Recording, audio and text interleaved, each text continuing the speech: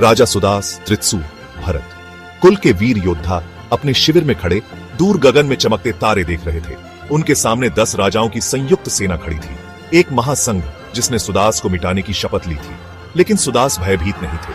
उनकी आंखों में केवल एक ही चीज थी, रणभूमि में विजय का संकल्प। वहीं दूसरी ओर महासंघ के योद्धा गर्जना कर रहे थे। उनके राजा भेड़ा, कवस और द्रुह्यु अपनी विशाल सेना के साथ आक्रोश से भरे थे। यह युद्ध सिर्फ क्षेत्र या सत्ता के लिए नहीं था, यह युद्ध आर्यावर्त के भविष्य को तय करने वाला था। सुदास की सेना छोटी थी, लेकिन उनके पास कुछ ऐसा था जो उनके शत्रुओं के पास नहीं था, ऋषि वशिष्ठ की मंत्र शक्ति और इंद्र का आशीर्वाद। हे वीरों, हम केवल अपने राज्य के लिए नहीं बल्कि धर्म के लिए लड़ रहे हैं। विजय हमारी ही होगी।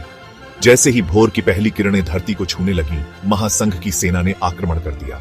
हजारों सेनानियों ने युद्ध घोष किया और तलवारों की झंकार से धरती कांप उठी। घोड़ों की टापों ने धूल उड़ाई, बाणों की वर्षा ने आकाश को ढक लिया। तलवारें टकराईं और रक्त की नदियां बह चलीं।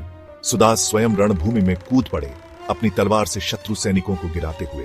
उनकी गति वज्र जैसी थी, उनकी ताकत सिंह जैसी। हर वार में एक संदेश था, यह भूमि धर्मवीरों की है, इसे अधर्म से बचाने के लिए हम अपने प्राण दे देंगे। युद्ध भयानक रूप ले चुका था। महासंघ की विशाल सेना ने सुदास को चारों ओर से घेर लिया था। महासंघ के राजा भेड़ा हंसते हुए बोले, अब कोई तुम्हें नहीं बचा सकता सुदास, यह भूमि अब हमारी होगी।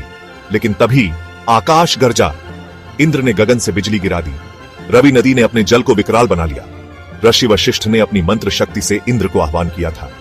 महासंघ की सेना जो नदी पार कर रही थी, अचानक बाढ़ की चपेट में आ गई। हजारों सैनिक जलमग्न हो गए, उनका युद्ध कौशल पानी के प्रवाह के आगे असहाय था। इसी समय सुदास की सेना ने अंतिम आक्रमण किया। तलवारों की चमक इतनी तीव्र थी कि सूर्य भी मुंह छुपा लेता। भेड़ा मारा गया, कवस रणभूमि में गिर पड़ा, 10 राजाओं की सेना तितर बितर हो गई। युद्ध समाप्त हो चुका था। महासंघ की शक्ति चकनाचूर हो गई थी। सुदास घुटनों पर बैठे अपनी रक्त से सनी तलवार को देख रहे थे। यह तलवार केवल एक राजा की नहीं थी, यह धर्म और न्याय का प्रतीक थी। ऋषि वशिष्ठ मुस्कुराए, आज केवल एक राजा की जीत नहीं हुई, आज आर्यावर्त की आत्मा बच गई है। यह भूमि हमारी है, इसे कोई छीन नहीं सकता। धर्म की विजय हुई, वीरों की गाथा अमर हो गई। दाशराज्य युद्ध इतिहास बन गया। इस युद्ध के बाद भरत वंश ने पूरे आर्यावर्त में अपनी सत्ता स्थापित कर ली। यह युद्ध केवल तलवारों से नहीं जीता गया, बल्कि रणनीति, आस्था और देवताओं की कृपा से भी संभव हुआ। यही युद्ध वह आधार बना जिससे आगे चलकर महाभारत का युग आया। यही वह संग्राम था जिसने आर्यों के भविष्य की नींव रखी।